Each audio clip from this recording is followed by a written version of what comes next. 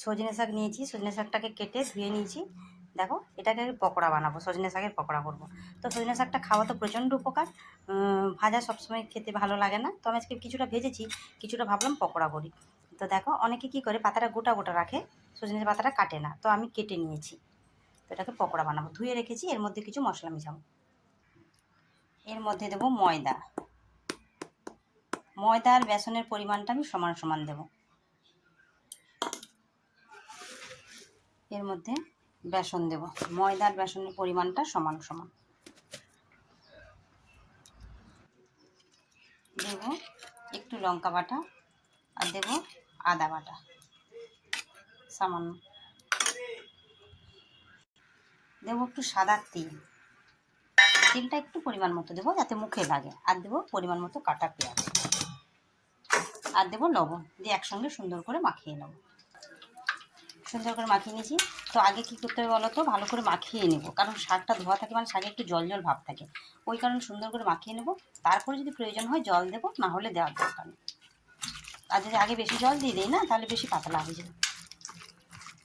তো এই দেখো আমি এখানে তেল নিয়ে নিয়েছি, আমি মাটির তাওয়ায় ভাজবো। তোমরা যদি ননস্টিকে কড়াই যেটা ইচ্ছা ভাজতে পারো, তো পকোড়ার মতো ছোটো ছোটো করতে পারো, কিংবা বড়ার মতো এইভাবে বসাতে পারো। তো আমি এইভাবে বসিয়ে নেবো,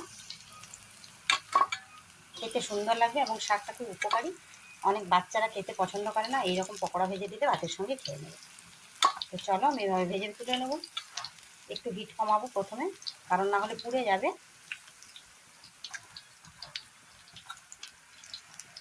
তো যদি মনে করো এখানে একটু চিনি দিতে পারো, যেহেতু সজনে শাকটা না, সজনে শাকটা আমরা যখন ভাজি একটু চিনি দিয়ে ভাজি, যদি পকোড়ায় মনে করো একটু চিনি দেবে, দিতে পারো। তো আমি এখন চিনি দিইনি। দেখতেই পাচ্ছ খুবই সুন্দর করে ভেজে নিয়েছি। শাকটা আছে না, একটু সাবধানে ভাজতে হবে, সাবধানে বলতে গিয়ে একটু হিট কমিয়ে বাড়িয়ে ভাজতে হবে, নাহলে শাকটা যেহেতু আছে চট করে ধরে যাবে। আবার তার মধ্যে যদি চিনি দাও, আমি তো চিনি ব্যবহার করিনি।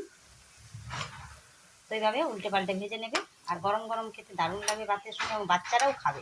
বাচ্চারা সজনে শাকটা খেতে খোঁজে না অনেক সময়, তো এইভাবে যদি ভেজে দেওয়া হয় তাতেও খাবে। সজনে শাকের তো প্রচুর উপকারিতা আছে।